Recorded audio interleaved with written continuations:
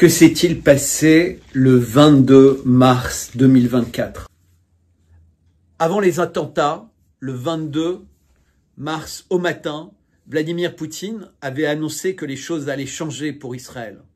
J'apprends à l'instant, alors que j'ai fini l'enregistrement et la préparation pour la mise en ligne de ma dernière vidéo, que vous allez voir, que le Conseil de sécurité de l'ONU, grâce à une abstention des États-Unis, je ne connais pas le détail de tous les votes, vient de décider l'obligation d'un cessez-le-feu immédiat et sans condition à Gaza.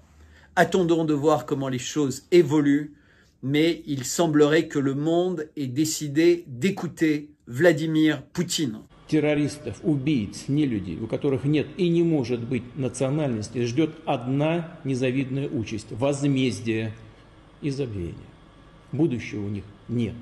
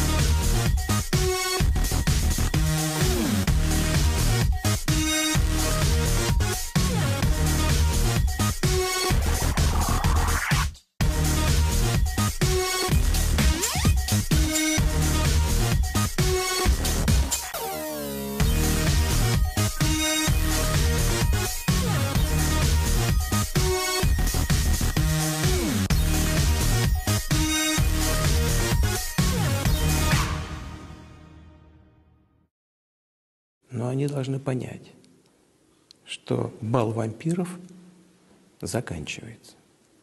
Que s'est-il passé le 22 mars 2024? Comment est-ce qu'on en est arrivé là? Et que peut-on attendre pour la suite? Voilà un peu le sujet de la vidéo d'aujourd'hui. Et évidemment, je vais vous parler d'une part d'un être extrêmement malfaisant, qui est devenu celui qui fait le plus peur aux analystes et aux observateurs du monde entier, qu'il soit aux États-Unis, en Angleterre, en Allemagne, en Russie, au Japon, en Afrique, en Amérique du Sud. Aujourd'hui, Macron est devenu la personne qui fait peur, qui est incontrôlable, mais qui réussit à avoir un pouvoir de suggestion, de conviction ou d'hypnotisme terrible sur un important nombre de personnes. Comment est-ce qu'il y parvient? J'essaierai de le décrire dans cette vidéo. Je montrerai également l'impuissance ou la surpuissance d'un certain nombre d'organisations internationales, non plus pour dire le droit, mais pour laisser faire le mal. Et ça, c'est véritablement important. Puis, je parlerai des marchands du temple, en particulier dans le domaine des médias, mais pas uniquement. Voilà un peu le programme de cette capsule. J'ai pris des notes, j'avais au début l'intention d'en faire une lettre sur mon Substack. J'ai eu un problème... Bref, je vais pas avoir le temps de taper, c'est trop long. Et donc voilà, ça va être une capsule. Donc je suivrai un peu le plan que j'avais donné au texte que je comptais vous livrer par écrit, puisque c'est assez compliqué. Qu'est-ce qui s'est passé le 22 mars? Le 22 mars, il y a eu une proposition qu'on appellera la proposition piège, qui a été présentée par les États-Unis, par le Qatar et l'Égypte, qui était appelée proposition de cesser le feu à Gaza. Et toute la presse a dit, la Russie, la Chine mettent leur veto pour une proposition de cesser le feu. Alors moi, j'ai reçu plein de messages, mais qu'est-ce qui se passe? On comprend pas, pourquoi est-ce qu'ils sont contre? Et il y avait également l'Algérie qui était contre et la Guyana qui s'est abstenue. Alors évidemment, Moi, je pars du principe que si quelque chose est surprenant concernant la Russie, la Chine, l'Arabie Saoudite, Donald Trump ou Elon Musk, c'est que c'est mal interprété par les personnes qui pensent que cette action est une action négative. Et donc, je regarde, je creuse pour essayer de comprendre. Et voilà ce qui s'est passé. La représentante du petit État de Guyana a présenté, en fait, un long discours dans lequel elle explicitait pourquoi son pays s'abstenait, alors que son pays avait été vraiment très impliqué dans la négociation de la proposition, puisqu'il y avait beaucoup d'étapes avant qu'elle soit proposée, comme ça se passe en général à chaque fois qu'une présentation est présentée au Conseil de sécurité de l'ONU. Et en substance, elle nous explique que si cette proposition était passée, Israël aurait eu un mandat pour continuer son action criminelle, si ce n'est génocidaire, à Gaza en toute légalité. Alors sur X, j'ai mis, et je mettrai dans mon Substack les liens vers les tweets importants, donc il y aura cette vidéo, un petit résumé et un certain nombre de liens importants pour permettre d'y voir clair et d'écouter surtout cette déléguée de Guyana. Qu'est-ce qu'elle dit? La formulation de ce long document était diaboliquement roublarde. Pourquoi? Elle dit, d'une part, on se dit que la plume n'était pas au final tenue par ceux qui avaient discuté. C'est comme si tout ce qui avait été débattu et validé pendant les réunions de préparation avait été oublié dans la version finale présentée. Car, comment imaginer une telle différence, un tel décalage? Ça nous rappelle en France la loi de programmation militaire qui, en quelques mots, en quelques virgules, prenait un sens tout à fait différent, puisque d'un seul coup, le président de la République française avait tous les pouvoirs de mobilisation, de réquisition, de confiscation des biens et des personnes, sans même avoir besoin de passer par le Parlement, juste sur la base d'un soupçon d'un événement grave pour la France. Et on pourrait considérer, puisqu'on est en train de passer en Vigipirate, urgence attentat, qu'on est dans ce type de situation, puisque c'est le plus haut niveau Vigipirate possible en France. Après, les niveaux suivants, c'est quoi? C'est mobilisation générale, c'est couvre-feu, mais ça n'a rien à voir avec Vigipirate. Vigipirate, le plus haut niveau, c'est urgence attentat. Et donc, elle dit, la presse, les délégations, finalement, ils ont été trompés, les diplomates également aussi. Et comment l'expliquer?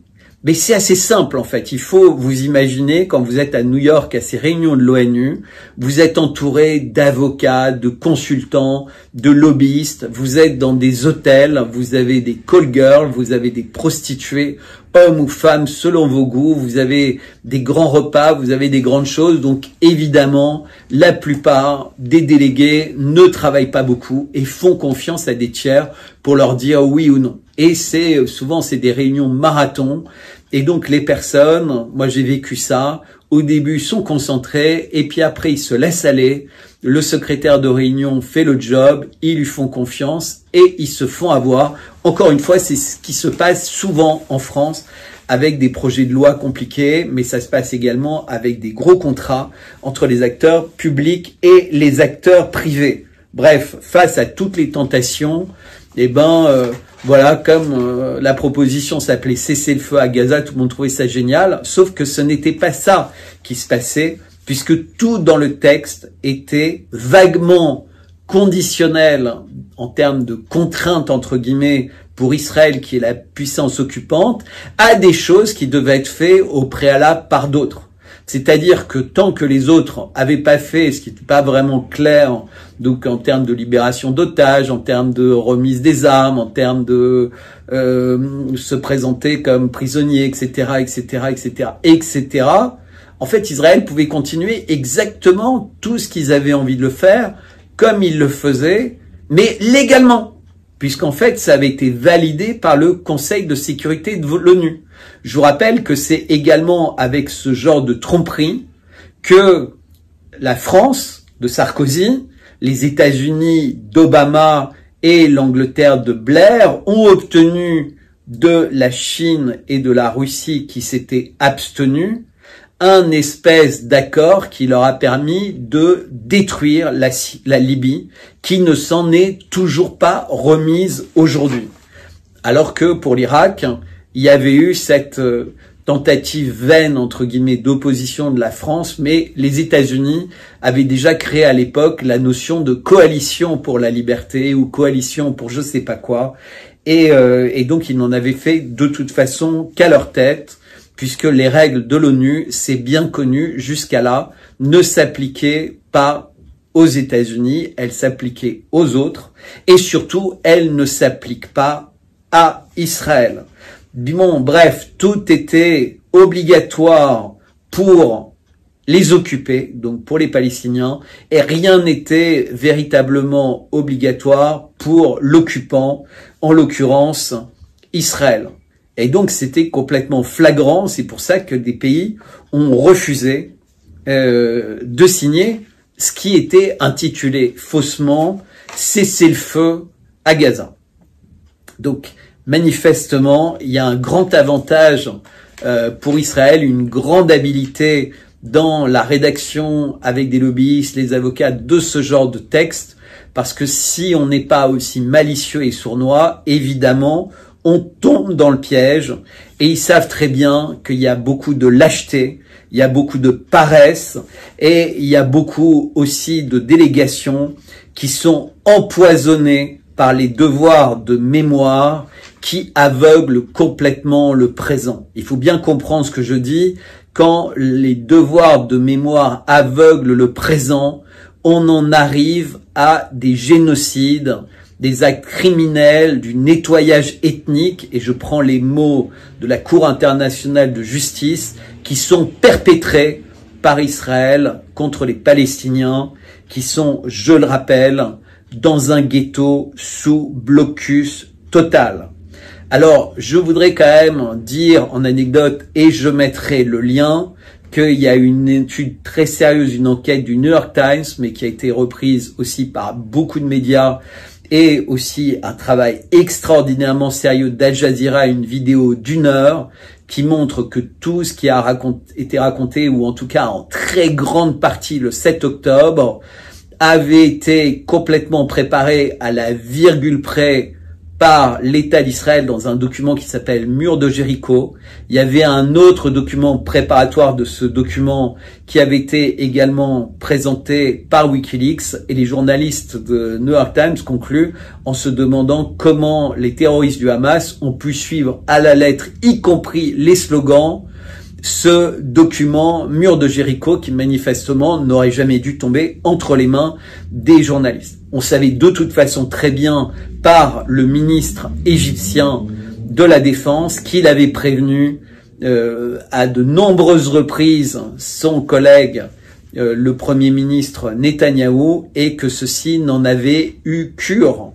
Mais c'était pas simplement ça, c'est qu'également des personnes au sein des divisions de services de sécurité israéliens, des analystes avaient dit voilà ce qui se passe, et on leur avait dit non, c'est n'importe quoi, vous vous trompez. Donc aujourd'hui, par rapport aux attentats qui se sont passés en Russie, il y a beaucoup de personnes qui disent mais le président russe avait été alerté. Non, c'est pas du tout ça qui s'est passé avec le président russe. On lui a pas dit, il y a ces gens-là, à cet endroit-là, qui sont en train de faire ça. On lui a dit, attention, il y a des risques attentats. Alors d'abord, il faut savoir que les Américains font ça extraordinairement régulièrement, et que le président Poutine n'a pas dit qu'il prenait pas ça au sérieux, puisqu'il y a des attentats qui sont déjoués en permanence en Russie, des tentatives d'assassinat, des tentatives d'empoisonnement, des tentatives d'attentats, mais régulières. On avait déjà eu de toute façon même des tentatives de descendre l'avion du président russe ou de ministres ou de diplomates. On sait très bien qu'il y a quelques années, il y avait beaucoup qui avaient été tués. Et donc, évidemment, ils se protègent en permanence et il y a énormément de personnes dont c'est le travail. Mais comme on le verra pour le 22 mars, c'est totalement impossible quand c'est du terrorisme d'État. Parce que si c'est du terrorisme, genre Daesh ou des cellules comme ça, c'est relativement facile à défaire. Mais quand c'est du terrorisme d'État, c'est quasiment impossible. Dans le cas du 11 septembre, on sait très bien, et c'est difficile d'en douter, qu'il s'agissait même de ce qu'on appelle un inside job.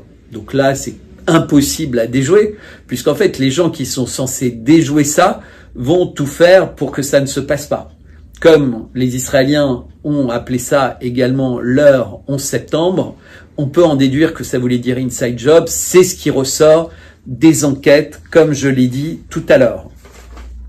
Donc, en fait, ce qui ressort de tout ce travail, c'est qu'il y a une domination diplomatique, une domination médiatique qui est terrible et qu'en réalité, Israël peut faire absolument ce qu'ils veulent parce que les alliés les plus puissants d'Israël soutiennent entièrement les choses et manipulent complètement les opinions publiques. Ils font pression terrible sur tous les pays qui s'opposent. Il n'y a qu'à demander pourquoi aujourd'hui l'Afrique du Sud est si atone. Elle est sous le coup de menaces incroyables.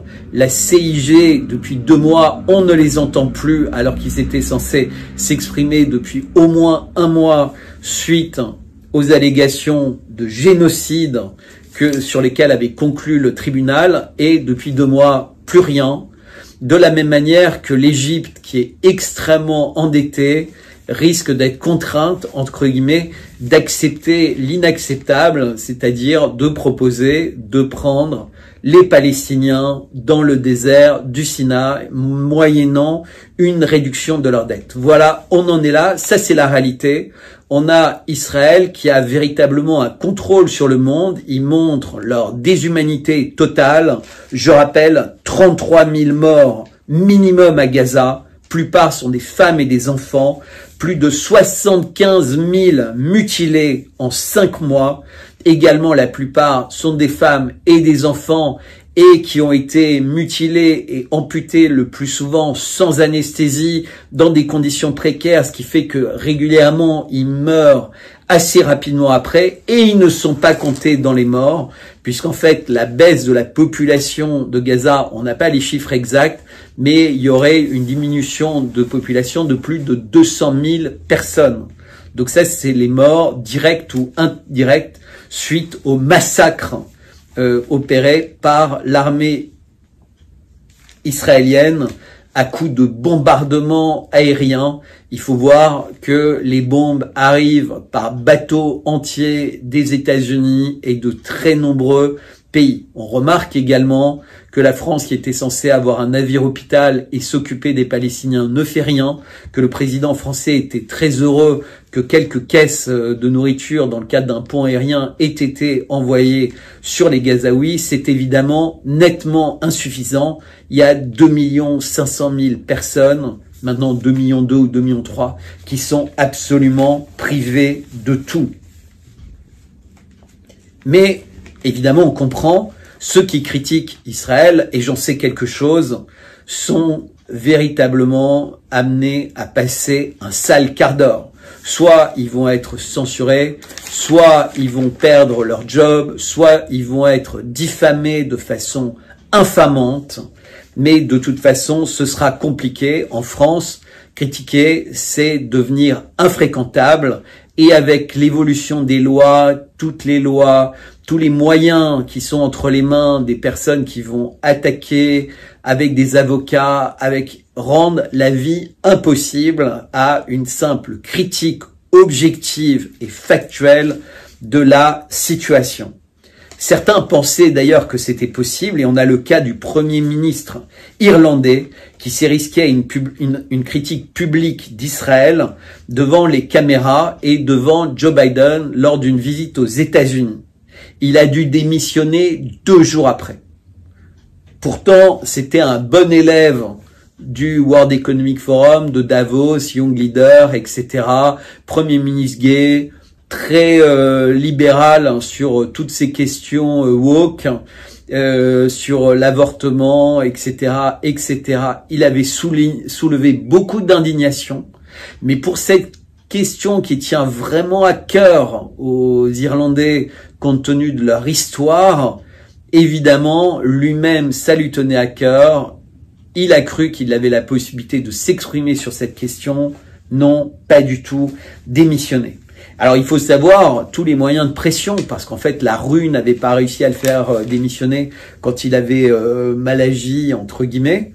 Mais quand dans votre pays, les sièges sociaux des grandes multinationales américaines,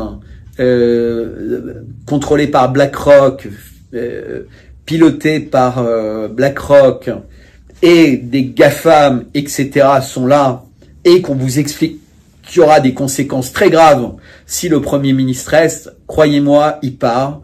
On avait eu un autre exemple il y a pas mal d'années avec Benoît XVI, qui sous la pression d'Obama et le risque d'avoir la Banque du Vatican coupée du SWIFT, qui avait également accepté de donner sa place et de quitter le Vatican, soi-disant parce qu'il était souffrant, et on a bien vu que de nombreuses années plus tard, il était toujours en bonne santé, puisqu'il n'est mort que récemment, le 31 décembre 2022, ce qui fait que on n'a plus qu'un pape.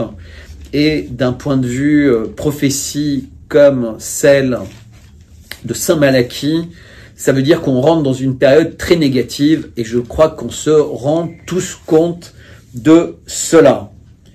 Voilà, on ne plaisante pas avec le caractère criminel ou génocidaire d'Israël, puisque le vocabulaire officiel, c'est Israël a le droit de se défendre. Ils ont subi le plus grand pogrom depuis la Seconde Guerre mondiale, et Israël, etc., etc., etc. Et comme vous voyez, le devoir de mémoire devrait aveugler sur la réalité factuelle de personnes qui lèvent les bras, qui sont désarmées, qui sont tuées.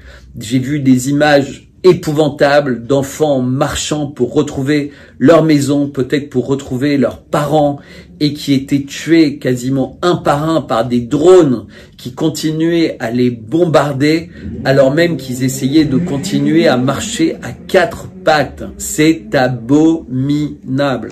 C'est inimaginable et c'est inhumain. Et en même temps, ils s'amusent avec les soutiens-gorge des femmes dans les maisons quand ils font pas des pillages, etc. Voilà, c'est l'humanité qui est en chute libre et les organisations internationales qui ne jouent pas leur rôle. On a également la journaliste Candace Owen, une journaliste populaire aux USA, proche de Trump, ex-employée du Daily Wire dont elle a été virée. Un des cofondateurs, c'est Ben Shapiro, qui est très sioniste, très connu pour ça aux États-Unis. Et elle a été virée, mais en réalité, ils essayent de faire croire qu'elle a été virée suite à un conflit qu'elle a avec un rabbin israélien. Et en réalité, tous les gens qui suivent un peu l'affaire savent que c'est faux, parce qu'elle est allée au-delà de ce qu'est la critique à Israël. La critique à Israël, c'était jusqu'à présent le sommet. Mais en fait, il y a plus haut que ça. Il y a la critique aux époux Macron. Elle a osé évoquer ce qu'elle a appelé l'affaire Jean-Michel Trogneux. Elle a dit que d'après elle, il n'y avait aucun doute, la femme d'Emmanuel Macron n'est pas une femme, c'est un homme qui est né Jean-Michel Trogneux. Sa vidéo a fait des centaines de milliers de vues, mais surtout d'autres blogueurs se sont lancés à parler de ça. Et je ne sais pas si vous imaginez, c'est pas juste une affaire de sexe, parce qu'en réalité, on peut être trans et ne pas vouloir être appelé homme, femme, etc. Mais c'est un mensonge dans le mensonge qui est énormissime. Parce que si elle n'est pas Brigitte Macron, si elle n'est pas femme, ça veut dire que elle n'a pas rencontré quand il avait 14 ans et elle en avait 39, ça veut dire qu'elle en avait 45 et qu'elle était un homme. C'est-à-dire qu'on n'est même plus dans une affaire de pédophilie à lire faits et documents. On est dans une affaire, peut-être même une affaire d'inceste qui est complètement incroyable. Et c'est ça qui est troublant. C'est est-ce que c'est vrai? Est-ce que c'est faux? Toutes les personnes qui enquêtent là-dessus, on leur demande de se taire, elles doivent se cacher pour leur sécurité, et c'est là qu'est le problème. Parce qu'en fait, on se rend compte qu'on vit réellement dans un empire du mensonge et que tout ça dépasse l'entendement. Ça va au-delà de l'imaginable. Tout est faux. J'ai fait une autre vidéo où j'évoquais tous les mensonges. Les tours jumelles, les couveuses, les armes de destruction massive, Boutcha, Nord Stream, l'incendie de Notre-Dame, le Covid et les pangolins, les vaccins qui protègent, qui n'ont pas d'effet secondaire. Et je vais raconter un peu plus tard, j'évoquerai la famille royale d'Angleterre. C'est de la folie. Et donc, pour dévier la déflagration, ils ont dit qu'elle avait, soi-disant, elle était virée pour une affaire entre guillemets d'antisémitisme ou de conflit avec un rabbin, ce qui est complètement ridicule. En fait, ce conflit, c'est un peu comme Bernard Tapie et Jean-Marie Le Pen, pour vous donner une idée. Ils s'insultent, etc. Mais en fait, ça fait monter la notoriété de chacun. Donc, ils sont tous les deux très heureux. Mais en réalité, ça n'avait rien à voir à ça. C'est un subterfuge aussi vaseux, on le verra, que de raconter qu'en fait, les attentats ont été commis par l'État islamique ou ISIS ou Daesh ou appelez ça comme vous voulez, parce qu'ils s'amusent avec tous ces noms et toutes ces étiquettes. Comme ça, les gens se rappellent plus s'ils ont entendu parler en Afghanistan, en Syrie, en machin, en Tchétchénie, parce que tout est mélangé, ouzbek, tadjik. Mais en réalité, l'idée, c'est de dire, c'est des musulmans. Parce qu'en fait, quand plus personne comprend, la seule chose qu'ils retiennent, c'est que c'est des musulmans. Alors que c'est des conneries. On va véritablement découvrir quand la ficelle sera tirée, qu'évidemment, qui sont impliqués. On retrouvera la CIA, on retrouvera les services secrets ukrainiens, on retrouvera le MI6, on retrouvera évidemment Macron, parce que rien ne se passe avec Zelensky, etc., sans que la France soit informée, et on retrouvera aussi le Mossad.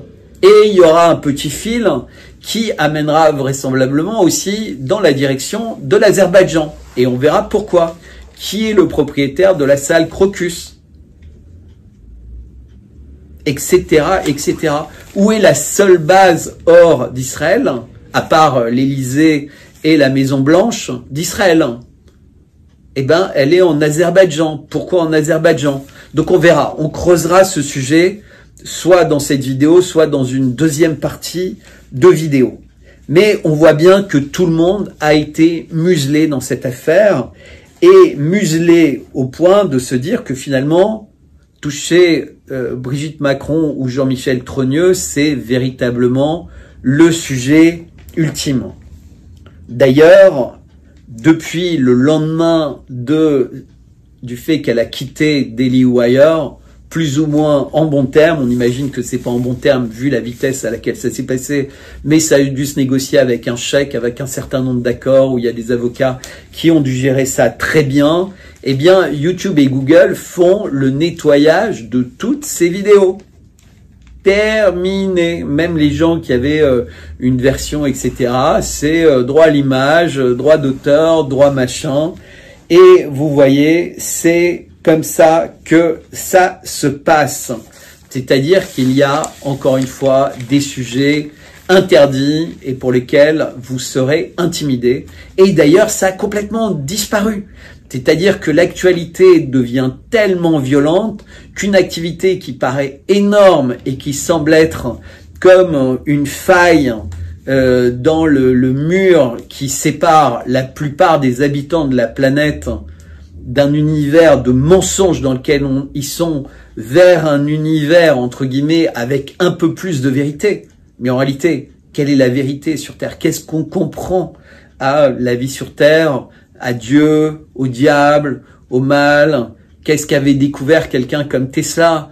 Qu'est-ce que savaient les Égyptiens? Qu'est-ce qui s'est passé dans la vie de Mahomet quand Dieu lui a parlé?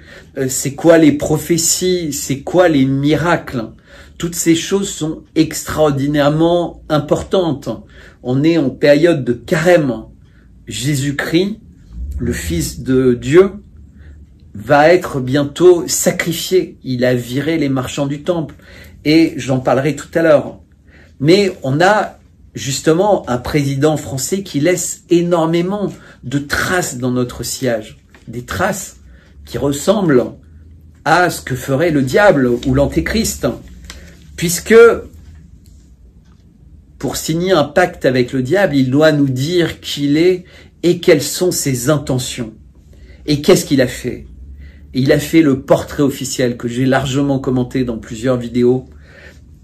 Il a fait faire cette affiche des JO, qui est véritablement une commande, quelque chose qui ressemble à une orgie, les derniers jours de l'Atlantide, une grande vague, mais également un espèce de purgatoire ou un enfer, cette espèce de rocher Golgotha sur la droite, et ces peuples qui ressemblent à des insectes sans forme, aucun signe religieux, des gens bizarres qui n'ont pas vraiment l'air humain, tout est glauque, tout est visqueux, véritablement une ambiance de fin du monde.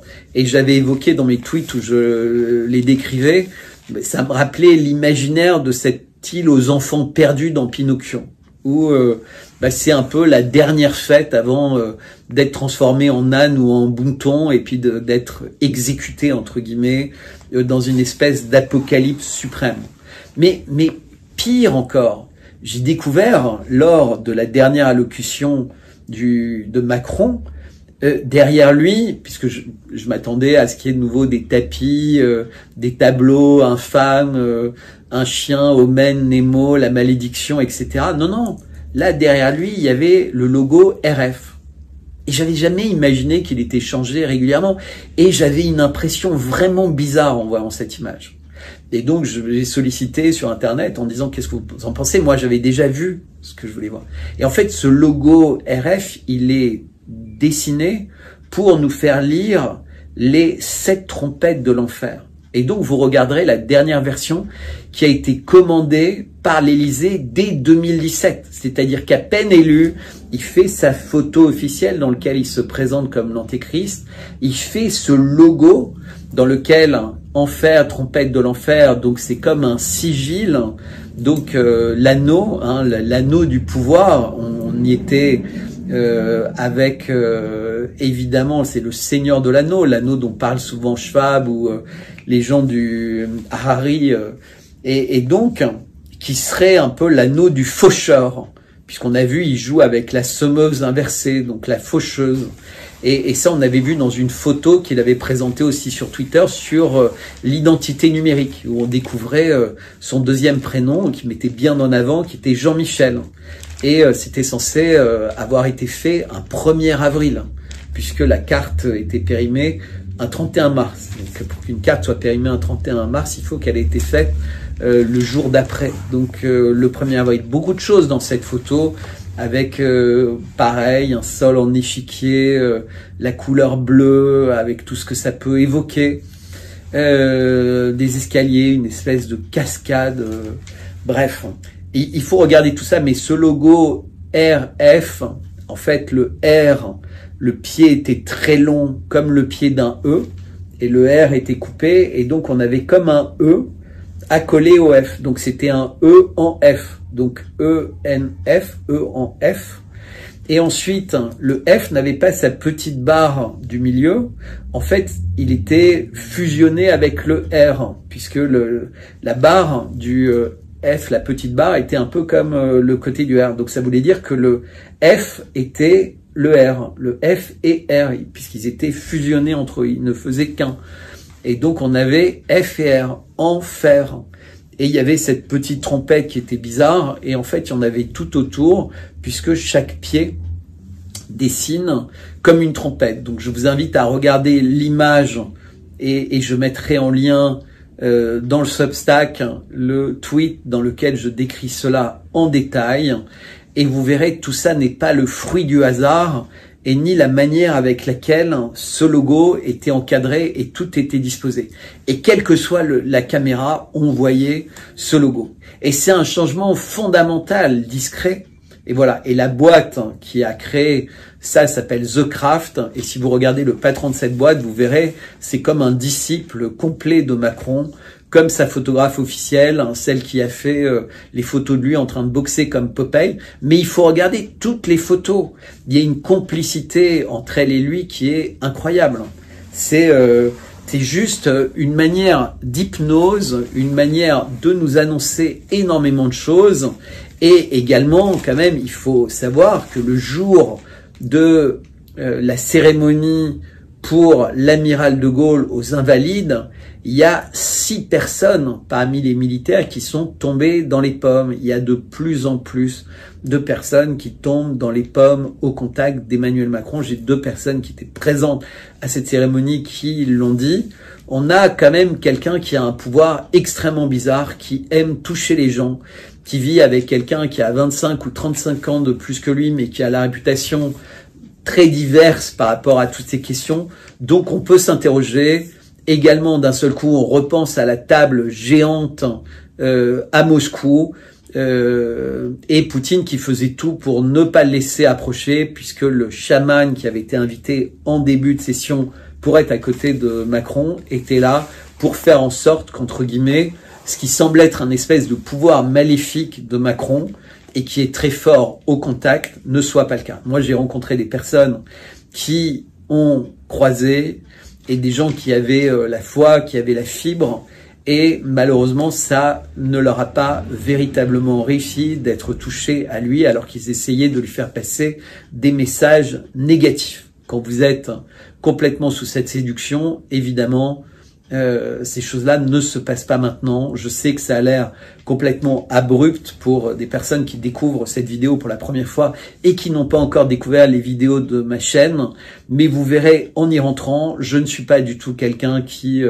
parle de ces choses-là à la légère. Au contraire, c'est des choses que je prends très au sérieux. Il m'a été assez difficile pour moi de réaliser l'énormité de ce qui était sous nos yeux, parce que c'était sous nos yeux, et tellement sous nos yeux qu'évidemment ça en devient inacceptable, comme tout le récit des Khazars qui donneront lieu à une longue capsule dans les prochains jours et un certain nombre d'articles, parce que c'est un sujet qui vous passionne, et je me rends compte de plus en plus dans les réunions que j'appelle les réunions les yeux dans les yeux autour d'un pot de miel, et je vous invite à me contacter pour me commander du miel ou pour venir à ces réunions, parce que c'est très important pour moi, de la même manière que le Substack, parce que aujourd'hui, en réalité, c'est ma seule activité, puisque je me donne complètement à ça, puisque je considère que c'est essentiel, mais véritablement essentiel de le faire, et parce que j'ai été particulièrement déçu, évidemment, par tous les grands médias, également par les médias de la résistance, mais j'ai été particulièrement impressionné par l'intelligence de centaines, voire de milliers d'individus qui sont sur X en particulier, et qui s'engagent et qui derrière, entre guillemets, font un essaimage très important. Je vois mon rôle comme un rôle de jardinier. Et donc, ce que je fais avec le miel, c'est la même chose. C'est-à-dire qu'en fait, c'est véritablement une possibilité de vous refaire découvrir quelque chose d'essentiel et de vous faire parler et de vous parler d'un produit extraordinaire. Parce que je pense que l'humanité ira beaucoup mieux quand elle sera en harmonie avec les abeilles. Et ça implique beaucoup de choses, d'être en harmonie avec les abeilles et de les regarder. Donc voilà, les Russes d'ailleurs ne s'y trompent pas, ils comprennent. Je voudrais souligner que récemment, Medvedev à maintes reprises s'est mis à appeler Macron le prince d'Andorre, ce qui est véritablement un signal très fort. Et je sais que mes vidéos et mes thèses ont un succès de plus en plus grand en Russie, puisque j'ai beaucoup de contacts là-bas qui me disent que voilà, ils sont très intéressés. C'est pour ça que les médias russes, les radios m'invitent régulièrement et que vous les retrouvez sur Internet. Certaines, je réussis pas à récupérer les vidéos. Malheureusement, donc ça arrive de temps en temps que je puisse pas vous partager un certain nombre d'interviews et je le regrette, mais c'est comme ça. Soit parce que les chaînes ne veulent pas que les personnes qui sont venues me filmer redonnent les images, soit pour différentes raisons. Piotr Tolstoï, le vice-président de la Douma, lui parle de l'indécence et du prosélytisme LGBT+, à la tête de la France. Et il s'étonne que un Premier ministre puisse être fier devant l'Assemblée nationale de dire qu'il est gay et que ça c'est quelque chose de fantastique pour la France, à une époque où dans le monde entier il y a des problèmes de natalité, puisque pour la première fois dans l'histoire de l'humanité, on est sur le point d'être à moins de 2 naissances par femme, ce qui veut dire que ça pourrait entraîner la disparition totale de l'humanité. Et s'il n'y avait pas l'Afrique qui a évité les injections, on serait très nettement en dessous de 2. Et c'est un vrai problème pour la Russie, c'est un vrai problème évidemment pour l'Europe, et c'est sans doute ce qui explique pour un temps, entre guillemets, les flux migratoires massifs dans tous les pays riches du monde, entre guillemets, en particulier aux États-Unis. Il faut imaginer 3-4 000 personnes qui rentrent frauduleusement tous les jours par les frontières sud, mais il y en a qui rentrent par bien d'autres frontières et qui ensuite sont traités si bien que même s'ils commettent des crimes et des délits, ils ne sont pas renvoyés, ils ont plein d'avantages, ils ont beaucoup plus d'avantages que tous les autres. Et ce qui est complètement fou, c'est que si vous voulez aller légalement aux États-Unis, ça va être extrêmement compliqué. Mais si vous appartenez à un cartel de drogue, à une armée, à des organisations secrètes ou autres, et que vous passez frauduleusement, vous n'aurez aucun problème. C'est à croire qu'il y a des armées aujourd'hui qui rentrent dans les différents pays pour les détruire. Et ensuite, ils osent prétendre un problème avec Daesh. Alors que quand on regarde qui finance ces gens-là, qui organise leur transfert, on a des organisations liées à Gates, liées à Soros, liées même au BlackRock, etc., qui encouragent les boîtes, les mairies à intégrer ces gens-là à l'intérieur. Enfin, vous vous rendez compte, tout ça, c'est monstrueux. Et on va s'en rendre compte, comme l'a dit Vladimir Poutine, que c'est une affaire de vampires, c'est une affaire de khazars qui ont réussi, entre guillemets, à renaître à l'état planétaire comme un espèce d'hyper-pouvoir et qui ne veulent pas lâcher face à la Sainte Russie de Poutine, qui est un peu le grain de sable. Souvent on me dit mais comment est-ce qu'on peut s'opposer à tout ça? Comment est-ce qu'on peut s'opposer à cette machine? Et ce que j'essaie de dire, c'est que par rapport à un véhicule extraordinairement puissant, un tank extraordinairement puissant, évidemment, si vous essayez de mettre en face une petite voiture, vous n'allez pas réussir. Mais parfois, si vous mettez un grain de sable au bon endroit, vous allez détruire la machine. Et c'est vrai pour des usines énormes. C'est vrai pour ça. Et c'est ce qu'on nous avait appris dans la guerre des mondes. Parce qu'en réalité, on essaye d'utiliser toutes les armes pour vaincre les Martiens. Et en fait, l'arme, elle est déjà sur Terre. C'est toutes les virus et les bactéries auxquelles nous, on a appris à se défendre soi-même sans vaccin. Parce qu'en fait, on est une machine fantastique. On est capable d'apprendre à se défendre, évidemment. Parfois, il peut y avoir évidemment des dégâts, on le sait tous, on résiste pas tous aussi bien aux maladies, mais notre corps est fait pour apprendre, entre guillemets.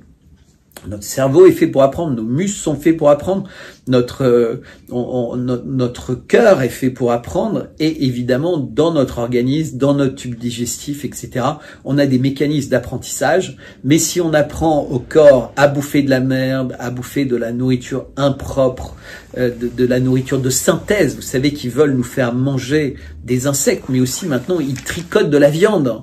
Mais le principe, c'est de créer des tumeurs. C'est-à-dire que c'est comme s'ils nous faisaient manger de la viande cancéreuse. Et donc, à la télé, ils font semblant de manger de la viande et ils nous prennent vraiment pour des cons, comme quand ils se faisaient semblant de se faire injecter. C'est-à-dire qu'ils nous prennent vraiment pour des débiles. Moi, j'ai une copine qui était chef de cabinet dans un pays du président, un président d'ailleurs qui est mort récemment, était chef de cabinet au Chili, du président, et qui me raconte qu'en réalité ils ne se sont pas fait vacciner dans les cabinets, pas parce qu'ils n'y croyaient pas, mais parce qu'intuitivement, ils pensaient que c'était pas une bonne idée de le faire. C'était leur intuition. Ils avaient beau, très honnêtement, avoir rencontré tous les experts, tous les machins, et avoir conclu qu'il fallait le faire, parce que tout le monde, tous les chiffres, toutes les informations, mais intuitivement, ils pensaient que c'était pas une bonne idée. Ils n'étaient pas dans un secret. Parce qu'en réalité, très peu de personnes étaient dans un secret ou comprenaient ce qui se passait. Évidemment, dans les laboratoires, il y avait quelques personnes, mais qui ne savaient pas en réalité ce qui se passait dans les usines de fabrication. Tout ça avait été tellement segmenté, un peu comme la recette de Coca-Cola, que personne ne savait réellement. Il y avait juste des personnes qui avaient l'intuition ou la connaissance scientifique que c'était une très mauvaise idée. Mais même ces personnes n'ont aucune idée de tout le mal que sont en train de faire ou peuvent faire ces injections. Parce qu'en réalité, ils n'ont qu'une petite vision d'un tout petit côté de la lorgnette, de quelque chose qui dépasse l'entendement humain, qui est du niveau de l'invocation du diable avec l'intelligence artificielle. Je vous rappelle que la personne qui a créé les ordinateurs à intelligence artificielle avait toujours dit que ces machines permettraient d'invoquer le diable. Elles sont tellement puissantes. Eh ben, ces machines, aujourd'hui, on est capable, la machine est capable de programmer la machine, mais l'humain n'est pas capable de comprendre même ce que ça veut dire un programme quantique, puisque ces machines quantiques, ces ordinateurs quantiques d'intelligence artificielle sont en fait, le quantique lui-même n'est pas concevable. Il faut être des scientifiques d'extrêmement haut niveau, ce que sont pas forcément les informaticiens. Donc, c'est les ordinateurs qui font ça. Et on se rend compte, c'est pour ça que on voit régulièrement qu'on est complètement dépassé par tout ce qui se passe sur Internet. Comment fonctionne un téléphone, en fait, pourquoi c'est aussi puissant, pourquoi Internet est aussi rapide, on fait des requêtes, on a des réponses avant même d'avoir fini. On parle sur YouTube, on met une vidéo en direct, elle est traduite dans toutes les langues qu'on veut. Mais comment tout ça se passe à une telle vitesse, avec autant de requêtes, autant de personnes qui demandent, etc. Vous imaginez? Tout ça, c'est inconcevable. Si vous imaginez quelqu'un il y a 20 ans qui arrive dans le monde aujourd'hui et qui le paiement à la demande de films sur Netflix avec des milliers de choix possibles, des millions, des dizaines de millions de personnes en temps réel qui demandent, et en même temps d'autres personnes sur les mêmes flux incroyable. Incroyable. Et ça avance à une vitesse folle. On a perdu le contrôle de tout ça. On est en train de perdre le contrôle de tout ça. Et encore une fois, la France est un des pays où, secrètement, il y a le plus d'investissement dans ce domaine. Et il faut savoir que les Français sont doués. On est doués dans les jeux vidéo, on est doués dans l'intelligence artificielle. Donc ici, il a trouvé des gens pour bosser là-dessus, qui ont le même profil que les gens qui travaillent pour lui sur les logos, sur les photos, sur les affiches, etc. Des gens qui sont complètement woke, qui sont complètement dans un partenariat total avec le diable. Mais vous imaginez à quoi pourraient ressembler les projets d'intelligence artificielle et d'informatique sur lesquels on travaille en France, qui effrayent complètement Elon Musk. J'en avais parlé dans une autre vidéo sur le djihad butlérien. Il faut voir, la situation devient complètement incontrôlable. Si vous ne croyez pas que lui n'est pas du tout un petit minable comme beaucoup de personnes le pensent, mais un personnage extrêmement important qui est au-dessus des autres. Imaginez quand il va commencer à avoir la main sur des outils d'intelligence artificielle, au-delà de ses capacités à lui en propre, et l'arme atomique, et sa capacité d'hypnotiser, de suggérer à tout le monde. Les partis politiques venaient le voir en pensant et sortaient en disant « ce mec est fou ». Et une semaine après, ils votaient pour lui. Comment ça s'est passé? Qu'est-ce qui s'est passé? Comment est-ce qu'il a réussi à obtenir, dans le pays qui est la fille de l'Église catholique, que dans la Constitution soit gravé le droit à l'avortement? Qu'est-ce que ça vient faire dans la Constitution? Et que soit parlé immédiatement l'euthanasie à tous les âges, donc ce qui sous-entend le suicide assisté, alors que déjà notre jeunesse est tellement marquée par les événements. Bref, les Russes n'hésitent plus à parler de vampires, à parler de Macron comme un khazar, un espèce de messie diabolique. Et on voit le lien avec, évidemment, le Talmud. Donc, on se rappelle, d'ailleurs, quand il y a eu cette enquête et le scandale Viginium, que les époux Macron étaient plus protégés qu'Obama et Clinton, alors que tout le monde pensait que c'était quelque chose qui n'était fait que pour ces dignitaires américains, Gates, etc. Non, non, pas du tout. Il était au-dessus, il est plus important. Et que faisait Obama en Europe au cours des derniers jours? Et est-ce que Pablo Escobar, le blogueur, a raison de dire qu'il y a plein de troupes de l'OTAN qui sont arrivées au cours des derniers jours? Et on est aujourd'hui, au moment où je vous parle, le 25 mars. Il y a 3 jours, il y a eu un attentat terrible à Moscou. Et depuis, eh bien, il y a une enquête qui avance, qui est rondement menée, qui démontre qu'évidemment, il n'y a aucun lien entre les terroristes et Daesh, qui sont pilotés par des services secrets occidentaux ou israéliens, et que tout ça, c'est une affaire qui est complètement ténébreuse et qui va très mal finir, parce que c'est une escalade folle après toutes les attaques qu'il y a eu contre les Russes. J'y reviendrai un tout petit peu plus tard. Donc, voilà, il y a une efficacité pour protéger les Macron qui dépasse évidemment le pouvoir de Mimi Marchand, la prêtresse française de la presse People. Donc, rappelez-vous, le gâteau de mariage, les images qui ressemblent à Baphomet, enfin c'est complètement surréaliste. Le discours où il parle d'eux comme d'une chose, une entité. Il parle de transcendance, de bête de l'événement. Il fait des lapsus, mais qui sont pas des lapsus, qui sont toujours voulus en fait. Il fait passer des messages. C'est comme le petit poussé. Il nous met sur le chemin pour dire « Ah non, non, vous saviez très bien. Vous saviez que j'étais pour la guerre. Vous saviez que je voulais mettre des troupes. Vous savez qu'il n'y avait pas de ligne rouge, qu'on pouvait même utiliser l'arme atomique. Vous saviez. » Parce que même sur nos 200 missiles, s'il n'y en a que 50 qui sont opérationnels, même si on n'a qu'un ou 2 sous-marins nucléaires dans l'eau, parce qu'on n'a pas... En fait, tout ça n'a pas d'importance, il en suffit d'un. Mais surtout, il suffit d'un false flag, il suffit de quelque chose, comme ces vrais faux attentats de Daesh, pour essayer de diviser encore plus le monde musulman et le monde chrétien, et d'autres se frotteront les mains de tout ça. Donc, le 22 mars, les Russes ne sont pas tombés dans la résolution piège intitulée « Cessez-le-feu à Gaza ». Ils ont refusé, et qu'a dit Vladimir Poutine dans la foulée? Il a dit que face aux manipulations et aux échecs au sein de la communauté internationale, devenue l'antre de l'empire du mensonge, il a annoncé que son attitude allait changer concernant Gaza et donc Israël. Alors ça, c'est très important avant de vous dire les conséquences, parce qu'évidemment, personne n'a eu le temps d'en parler, puisque quasiment dans la foulée, il y avait l'attentat. Il faut dire que cet attentat aurait dû avoir lieu à une autre occasion, lors d'un concert de chaman, etc. Ça avait été déjoué. Donc ça veut dire qu'il y a plein de... Chaman, qui est un grand chanteur, très populaire, très aimé en Russie, très...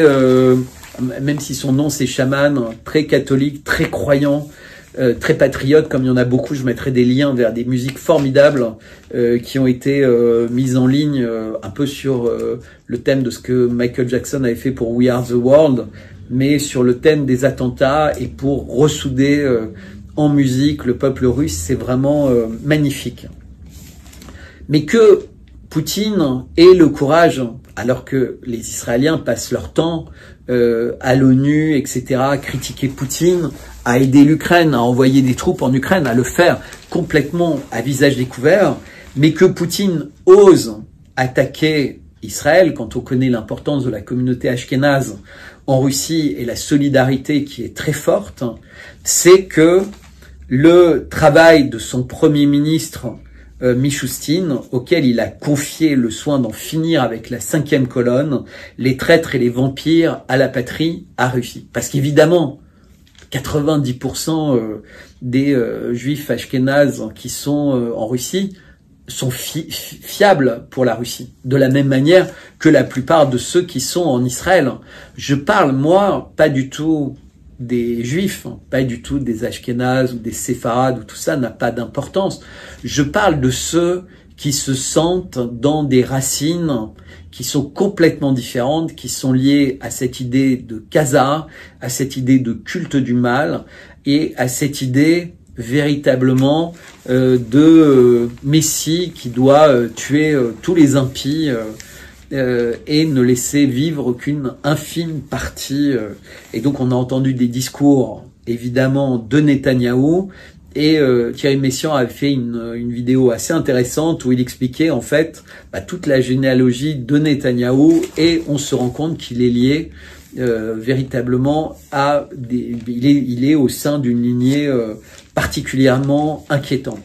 Donc tout ça, c'est vraiment cette espèce de piège, parce qu'en fait, il y a le sionisme, qui est quelque chose de politique, qui est un débat normal sur l'existence, la présence, l'expansionnisme d'Israël, qui a été tranché en droit international, mais qui n'est jamais respecté.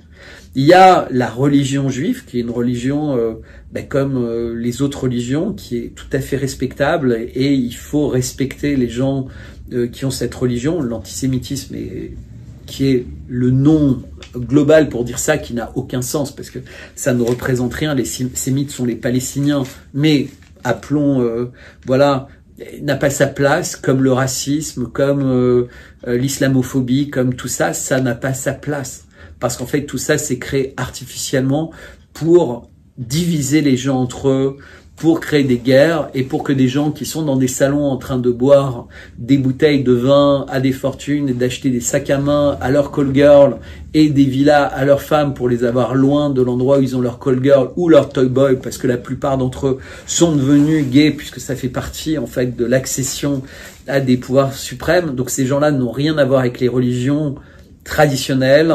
Ils ont à voir avec des religions diaboliques, des religions que les Perses, bien longtemps avant Jésus-Christ, avaient pensé détruire, religions que les Russes, que la Sainte Russie avait pensé avoir détruit, et manifestement ça a été un échec complet, et je le décris dans une longue vidéo qui permettra d'avoir le détail de ça. Bref, Poutine pense qu'en fait, Mishustin a réussi ce travail. Il lui avait donné de toute façon 1 an et demi, et ça fait 1 an et demi que Mishustin a remplacé Medvedev, est devenu le Premier ministre, et qui travaille avec 2 missions en fait, qui étaient d'assainir la fraude et d'assainir, parce qu'il y avait énormément de fraude, on sait bien, avec les oligarques, et évidemment en Russie, on vise d'abord les plus riches. On ne fait pas comme en France où on ne vise que les pauvres, les faibles, etc. tout le temps, les retraités, les petites entreprises, les PME, etc. Tous ces gens-là. Et on donne de l'argent aux médias, on donne de l'argent aux grandes boîtes, on donne de l'argent aux complices, entre guillemets, du système. Donc on sait très bien que c'est important qu'il ait réussi ce travail, parce que on se rappelle de l'épisode de Wagner, et depuis on sait que il y avait des liens, il y avait une infiltration très forte au sein de Wagner par Israël, le Mossad et la CIA, et qui ont emmené pratiquement Prigojine à être hypnotisé et à rentrer dans cette folie furieuse contre la Russie et Poutine. Mais il était devenu complètement galvanisé par ça. Donc lui-même avait des propensions à tomber dans ce piège, mais là, ils l'ont aidé pour y parvenir. Et c'est pour ça, d'ailleurs, qu'avec tout son état-major, il a été tué, mais vraisemblablement, une partie, évidemment, des usual suspects, donc les gens qui l'ont amené sur ce terrain abominable, n'ont pas été encore trouvés, n'ont pas été identifiés, mais ils le sauront à un moment ou un autre, parce que cette enquête-là, évidemment, aussi se poursuit. On se rappelle évidemment l'ampleur des sanctions en 2014, puis depuis 2022. Tout ça étant fait pour essayer de créer en fait une dislocation de l'intérieur de la Russie pour que le peuple se dise mais voilà, il ne réussit pas, l'inflation, la perte de l'argent, plus la possibilité de se déplacer, etc., etc. Donc que les gens aient peur. Et d'ailleurs, il y en a beaucoup qui ont eu peur puisqu'il y a pas mal de gens qui sont partis. Il y en a beaucoup maintenant qui veulent revenir. Et évidemment, pour la Russie, ils acceptent, mais avec cette petite image, traître un jour, traître toujours.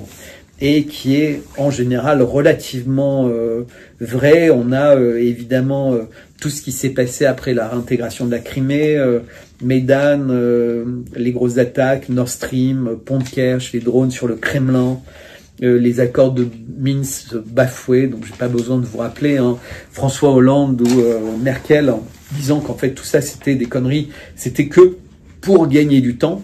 Et d'ailleurs, je vous réinvite de voir la vidéo complète, pas celle de Sud Radio qui avait été honteusement censurée d'une partie intéressante, dans lequel, pendant les 3 dernières minutes, Hollande tombe un peu dans le piège et se met à parler de la sexualité des époux Macron, de la relation entre Brigitte et Macron, et va même jusqu'à évoquer le sexe et le genre de Brigitte Macron.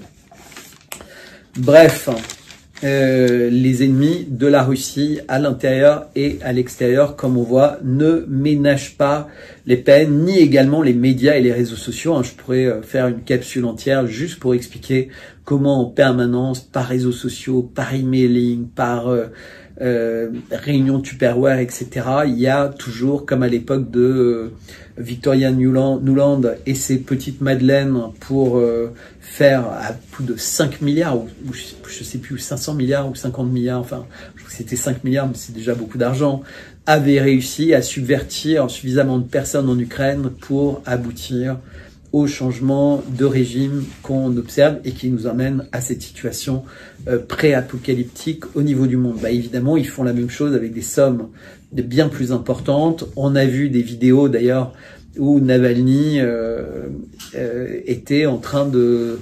Enfin, un aide de Navalny négociait des sommes importantes, des dizaines de millions de dollars pour financer, entre guillemets, ses activités politiques et ses activités de subversion. Juste clin d'œil par rapport à aussi cette séquence Navalny et qui a permis de redonner de l'aide, de redonner, etc. Je vous rappelle également quand même, c'est pas très anecdotique, mais que le 22 mars, alors que les attentats avaient lieu à Moscou, le Congrès américain a voté de nouveau 1200 milliards de budget. Et dedans, il y a énormément d'aide à l'Ukraine, puisque ça n'a pas été enlevé. Au contraire, donc tous ces événements, entre guillemets, poussent en permanence les gens, les vampires dont je parle et que je désignerai beaucoup plus précisément dans une autre vidéo, à être de pire en pire. Donc, mais il y a également des tentatives en marge de la Russie. On se rappelle, au Kazakhstan, fin 2021, début 2022, avec une tentative de coup d'État. On a eu la même chose avec une tentative de révolution de couleur en Géorgie.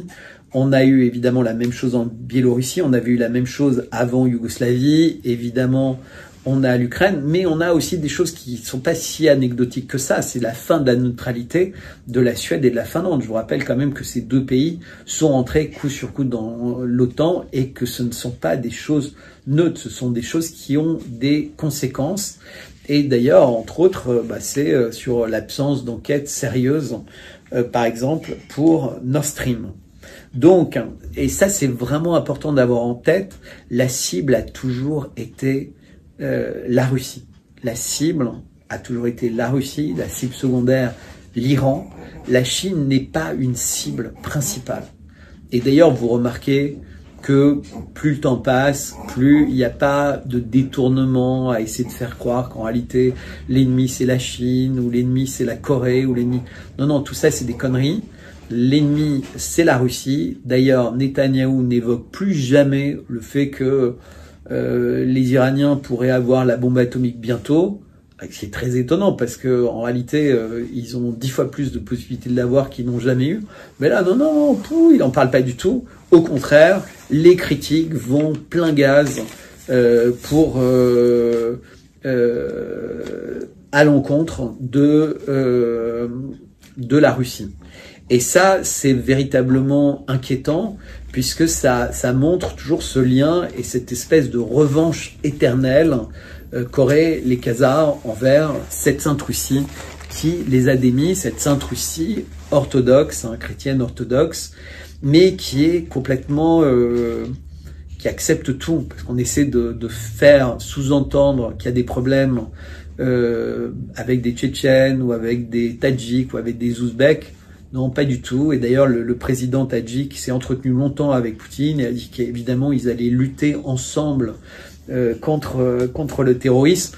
Mais ils savent très bien, l'un comme l'autre, que le terrorisme, il a un visage différent. C'est un terrorisme occidental, un terrorisme extraordinairement bien organisé, avec des services secrets surentraînés, surpréparés, pour recruter, entre guillemets, des pantins, les gens qu'on a vus, l'un chauffeur de taxi avec 4 enfants qui était ruiné et qui a accepté ce job, mais où est-ce qu'il a appris le maniement des armes, etc. Comment est-ce qu'il a été préparé? On saura tout. Un autre qui est papa, qui est coiffeur.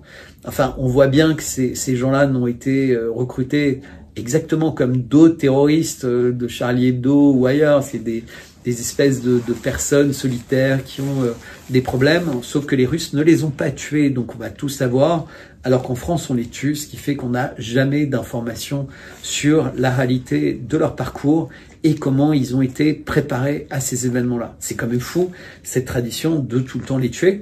Et d'ailleurs, quand ils réussissent pas à les retrouver, on trouve leur passeport dans un fauteuil d'un véhicule qui a été fouillé 50 fois, comme le passeport des terroristes du 11 septembre qui avait été trouvé 1 heure après. Tout ça, c'est tellement gros, mais ça surprend personne. La Russie, quand même, la cible absolue, bien plus que le climat. Bref, volonté permanente depuis toutes ces années d'isoler complètement la Russie. Il n'y a qu'à regarder les bases de l'OTAN, il n'y a qu'à regarder les biolabs, on en oublierait presque les biolabs, il n'y a qu'à regarder la manière avec laquelle il y a des tentatives de subversion. Et c'est là où on voit l'importance de Macron au Kazakhstan, où il a été à maintes reprises au cours des derniers mois. C'est un pays, on le verra, qui est clé. La Chine, évidemment, a été une cible. La Chine avait été complètement gagnée par l'État profond, puisqu'ils avaient mis en place un mondialiste avec Hu Jintao. Le World Economic Forum était devenu extraordinairement puissant, important. Ils avaient pris quasiment toutes les grandes mairies. Eh bien, Xi Jinping a réussi à prendre le pouvoir sans dévoiler ses intentions. Et finalement, dès son premier mandat, en profitant extrêmement bien de la période du Covid, il s'est séparé de tous ces gens-là. On a tous vu cette image d'ailleurs où, avant d'être élu pour la 2e fois, il fait sortir Hu Jintao comme un malpropre et pour annoncer, entre guillemets, que maintenant la Chine va travailler dans l'intérêt des Chinois et pas des Américains ou des vampires, et que la Chine, d'ailleurs, immédiatement, je vous rappelle, en 2023, il est allé voir Vladimir Poutine pour lui dire qu'il serait main dans la main, et ça n'a pas cessé. Les militaires le disent, tout le monde le dit, et je peux vous dire que depuis plus d'1 an, la Chine se prépare militairement comme jamais, demande à ses troupes d'être parfaitement au point, et d'ailleurs c'est fascinant de l'observer.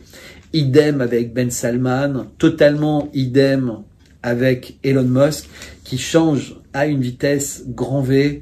Vous observez que maintenant, il réalise à quel point le vote de Trump est la seule option, alors qu'il reconnaissait qu'il avait toujours voté démocrate, puis qu'il savait plus vraiment pourquoi voter, mais qu'il disait pas qu'il votait, il votait pour Trump, et maintenant il dit une vague rouge est absolument nécessaire. Mais ce qui veut dire beaucoup de choses. Ça veut dire qu'il est très inquiet de la triche à hyper grande échelle, puisque dans tous les swing states, entre guillemets, ce sont des centaines de milliers, voire des millions de nouveaux votants qui sont arrivés durant le mandat de Joe Biden, et également ce côté récolte des votes, ce côté vote électronique. Et on a vu que toutes les contestations qui avaient eu lieu en 2020 se sont soldées en échec et ça a détruit d'ailleurs la vie de tous les gens qui avaient contesté. Donc ça va calmer les velléités d'autres personnes qui pourraient vouloir le faire. On sent bien que le système est bien pris en main et comme le disent tous les observateurs, si les républicains ne réussissent pas à gagner cette élection, ça veut dire que le système, entre guillemets, libéral, LGBT+, gloubi-boulga mondial, etc., aura gagné. Et c'est évidemment la porte ouverte vers l'enfer, entre guillemets. Donc, la Russie, je vous rappelle, cette phrase extrêmement importante de Lavrov au début de l'opération spéciale. Donc là, il y a une phrase au début de l'opération spéciale où Lavrov expliquait quand on lui dit « mais pourquoi vous avez pris un tel risque? Vous auriez pu procéder différemment. » Et comme c'était de toute façon manifestement l'Ukraine qui rentrait en guerre, puisqu'il y avait il respectait plus du tout aucun accord. Et donc en fait, c'était l'Ukraine qui était en guerre. Et Lavrov dit « mais non ». Comme Poutine l'a bien dit d'ailleurs avec Tucker Carlson, ça servait à rien de discuter et d'essayer de contrer le pouvoir des médias occidentaux. La seule chose qu'on pouvait faire, c'était se lever contre cet état de fait militairement, rentrer dans notre opération spéciale avec des objectifs très clairs et dire si la Russie ne l'avait pas fait à cette date-là, plus jamais aucun pays dans l'histoire de l'humanité n'aurait pu le faire. Et rappelez-vous les biolabs, rappelez-vous ce que j'ai évoqué sur l'intelligence artificielle, rappelez-vous ce qu'il y a sur les missiles hypersoniques que les Russes venaient de dévoiler depuis 2017. Donc il y avait une fenêtre d'opportunité particulière, c'était un peu tôt entre guillemets, puisque Mishustin venait à peine d'être nommé, il n'avait pas réussi à faire le ménage évidemment parmi la 5e colonne. Et on a vu les conséquences énormes, puisqu'il y a énormément d'argent qui a été confisqué, des centaines de milliards, ce qui serait jamais arrivé si il y avait eu un premier ministre qui était plus à même à faire ce travail, puisque tout ça, évidemment, c'est malheureusement un peu la faute de Medvedev, comme ça avait été sa faute, la Libye ou d'autres choses, mais on en reparlera dans une autre capsule. Donc la Russie s'est mis en travers, entre guillemets, des vampires, pour arrêter ce bal des vampires. Et là, Poutine l'a annoncé encore plus clairement, suite à l'échec, entre guillemets, à l'ONU de toute tentative de sauver Gaza, et donc de toute tentative d'empêcher cette eschatologie de Netanyahou et des gens qui l'entourent pour véritablement rentrer dans cet holocauste de l'humanité entière. Eh bien, Poutine désigne ses ennemis, il désigne Macron, il désigne Netanyahou, il désigne un certain nombre de personnes comme étant les vampires. Donc voilà. Parce que sinon, donc si la Russie ne fait pas ça, il n'y a aucun obstacle en réalité. Il a fallu beaucoup de temps pour que le Chinois, pour que Ben Salman, pour que les Africains du Sud, pour que tous ces gens-là se rendent compte. Évidemment, les Africains du Sud savaient pour des horreurs, les fermes à organes, etc. La corruption, évidemment, Ben Salman le sait, il l'a observé, il l'a vu, et c'est pour ça qu'une de ses premières actions, c'est de confisquer l'argent et de mettre en prison beaucoup de membres de sa famille. Bref, la Russie se lance dans un espèce de sauvetage en urgence de l'humanité et ils le font main dans la main avec la Chine et d'autres. Et d'ailleurs, ils commencent à se parler puisque quand Poutine parle de vampires, Trump parle de bain de sang et Elon Musk parle de vague rouge. Donc voilà. Souvenez-vous aussi que face à ces pays avec des présidents qui sont conscients de la réalité des choses, qui sont conscients de la folie de ce qui est en train de se passer, donc Poutine, Xi Jinping, Ben Salman, Trump qui n'est pas redevenu président, qui devrait l'être, mais on sent bien que beaucoup de choses vont être faites pour l'empêcher, ou quelqu'un comme Elon Musk qui a véritablement la puissance d'un pays. Donc c'est quasiment un miracle qu'ils réussissent à tenir, et heureusement que la constitution américaine est bien faite parce que sinon ce serait beaucoup plus compliqué pour lui s'il était en France de résister. Eh bien, on voit qu'à l'inverse, il y a une espèce de stupidité, une compromission, une sexualité, une dépravation, entre guillemets, à la tête des États, d'autres États occidentaux, hein, et qui est complètement démentielle. Il n'y a qu'à regarder au Canada, il n'y a qu'à regarder en Angleterre, il n'y a qu'à regarder en Allemagne, il n'y a qu'à regarder en Pologne avec le retour de Donald Tusk. Évidemment, il n'y a qu'à regarder partout, Italie, etc. Et en fait, quelques pays ont le courage de résister, mais on voit que c'est compliqué pour eux. Mais il y a une vraie vague d'espoir, par exemple, en Afrique et en Asie, mais tous ceux qui s'opposent souvent, leurs pays ont d'énormes sanctions, les présidents sont tués, voire ils sont démissionnés. On a des grosses vagues de démissions en ce moment. Et ce sont des gens souvent qui sont mis en place, qui agissent sans aucune conscience du plan au sein duquel ils sont. Ça les dépasse, ils n'ont pas réalisé ce qui s'était passé, et on l'a bien vu avec le Covid, ils n'ont pas réalisé dans quelle folie ils rentraient avec les sanctions et avec l'Ukraine, parce qu'en fait, si aujourd'hui on leur disait, mais regardez ce que vous avez fait, tous n'auraient pas accepté l'invitation de Macron en mars 2022 à Versailles, parce qu'en fait, il les a pris en traîtres. Il leur a dit, mais avec la puissance américaine, la puissance européenne, on va mettre la Russie à genoux, et la guerre va s'arrêter tout de suite, etc. Et ils ont tous cru. Mais en fait, ça c'était pas très important qu'ils y aient cru. Ils ont signé un pacte avec le diable. Ils se sont engagés à ne pas arrêter. Et le problème, c'est qu'ils n'osent pas arrêter. Et ils sont dans cette espèce de cycle infernal d'avoir signé ce pacte avec le diable d'union. Et Macron, évidemment, s'en joue avec Breton, avec von der Leyen au niveau de la communauté européenne, et ils obtiennent en permanence par la pression de la dette, par plein de pressions, des aides, des machins, etc. L'assentiment de tous les pays. Pour les 50 milliards, on a vu la Serbie, la Slovaquie, tout ça, finalement, ils cèdent. Ils savent qu'ils ne devraient pas, mais en réalité, ils n'ont pas vraiment le choix. Alors il y a des choses très importantes qui se passent.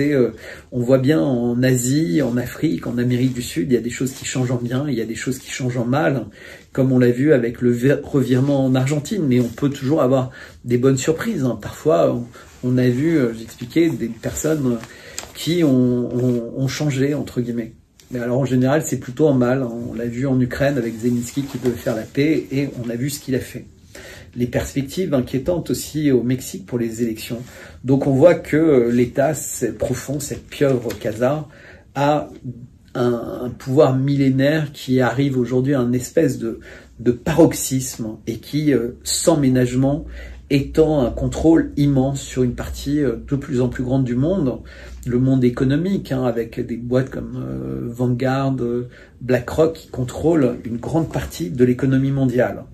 Donc il ne faut pas sous-estimer les conséquences pour les jeunes aussi, et le traumatisme pour tous les jeunes de ces années Covid, de ces années de guerre. C'est des dégâts énormes, alors que dans le même temps, à l'école, on leur apprend n'importe quoi, et on se focalise sur le wokisme, LGBT+, la sexualité, la pornographie, et en même temps, il n'y a plus d'ascenseur social.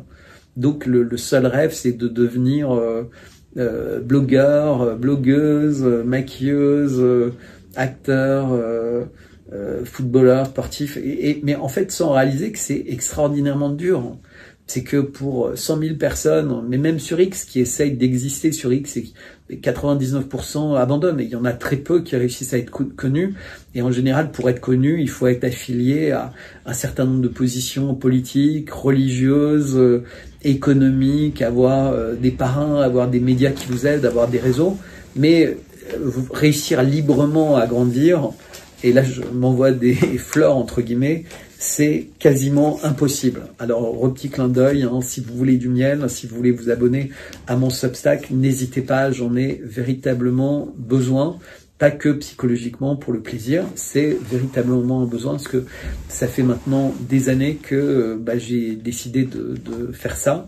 Et compte tenu des positions que j'ai adoptées, évidemment, je n'ai aucune autre possibilité que ça, par être aidé par vous ou par ma famille. Voilà.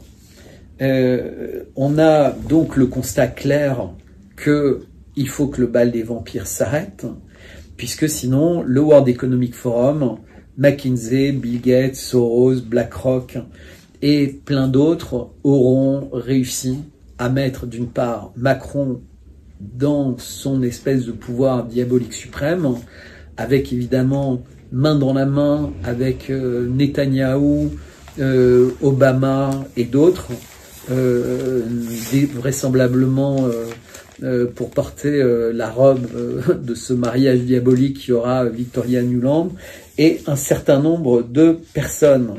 Ils ont mis partout des ouailles compatibles, ils ont mis dans toutes les boîtes des normes environnementales woke et des normes vous savez, c'est toutes ces règles incroyables, et évidemment ils essayent de les mettre dans les petites boîtes, mais qui disparaissent les unes après les autres parce que c'est impossible.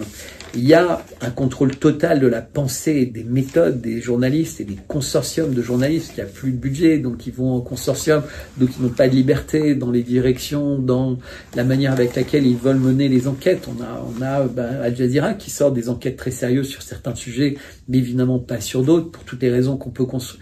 Mais donc il y a très peu de liberté.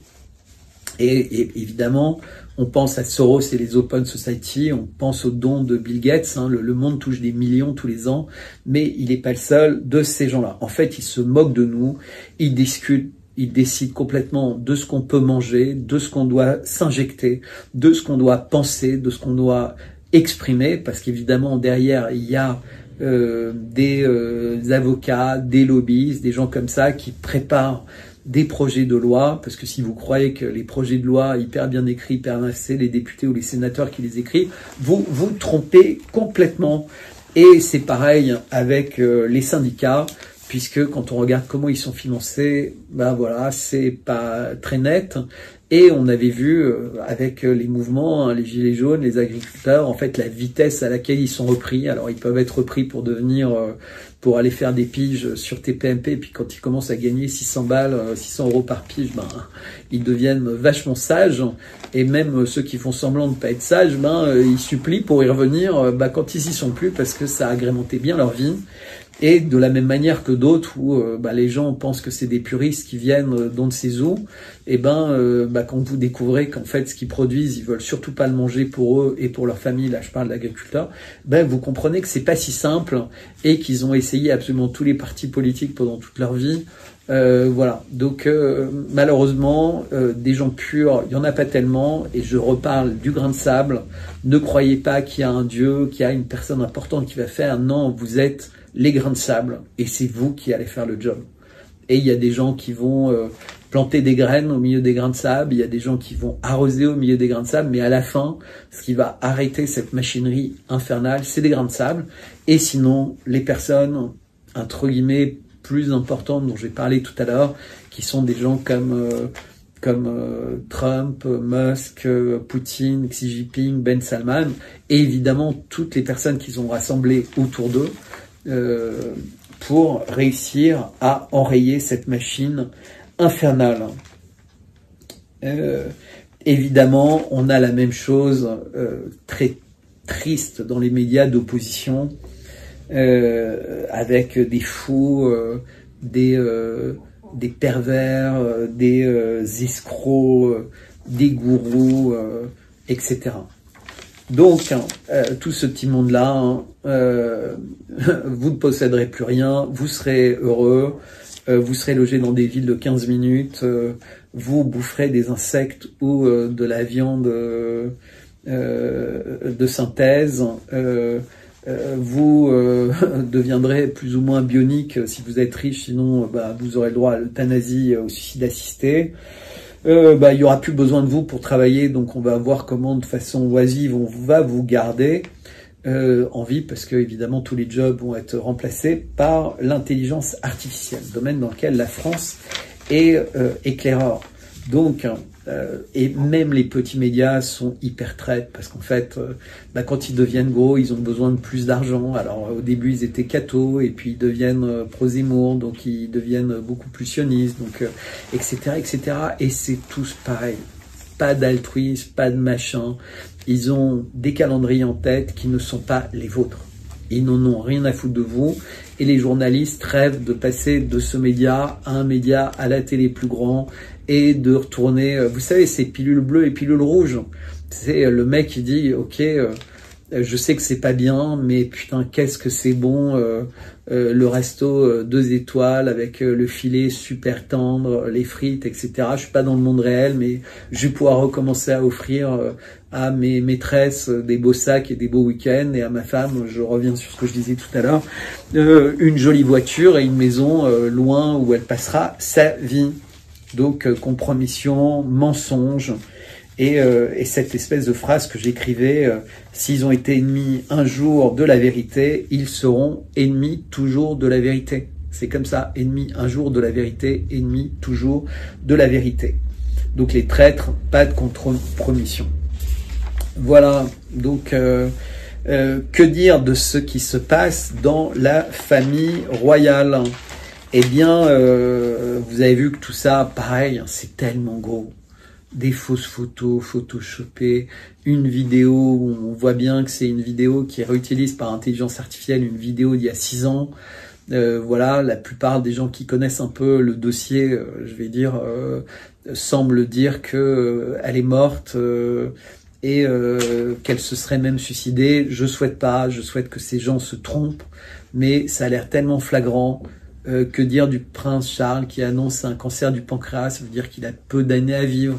Est-ce qu'il est vrai? Est-ce qu'il est que devient sa femme? Que devient William qui va devenir roi consort entre guillemets jusqu'à la mort de son père, si c'est son père.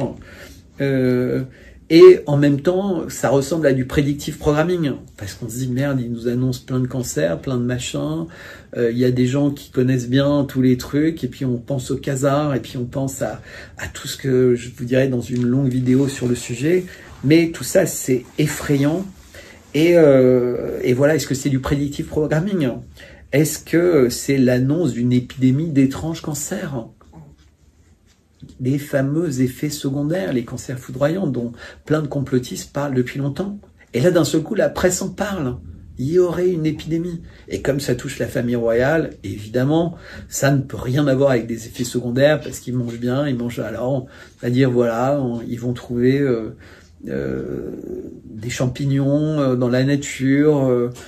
Ça s'explique avec un nuage solaire qui aurait plus frappé certaines personnes avec des propensions, des machins, des ceci, ce serait l'alimentation, les voitures électriques subitement, où on ne sait pas ce qu'ils vont nous dire, mais subitement les médias en parlent, mais ça n'a rien à voir évidemment avec un Nuremberg nécessaire sur les mensonges du passé, et de toute façon le présent est tellement grave que réellement se préoccuper tellement du passé, c'est ridicule parce qu'on est au bord d'un cataclysme nucléaire. C'est pour ça qu'il faut essayer évidemment d'avoir un certain nombre de personnes qui s'intéressent à ces choses-là et qui essayent de remettre les choses à l'ordre, mais c'est très difficile de faire comprendre aux gens qui se sont trompés quand ils ont forcé leurs parents, leurs enfants, leurs frères et sœurs, toute leur famille à faire quelque chose que intuitivement un certain nombre d'entre eux voulaient pas faire et qu'ils ont fait sur la contrainte pour pouvoir prendre des cafés assis, pas debout, couchés,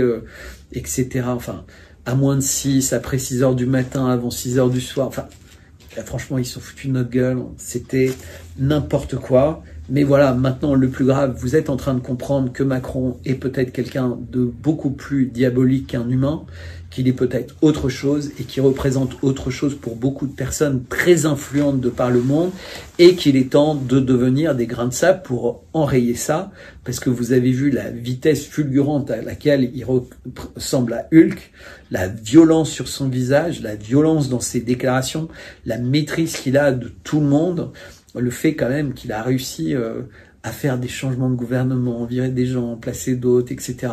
Toujours des gens, mais franchement, un Premier ministre tel que celui qu'on a en France, mais réellement c'est un sketch.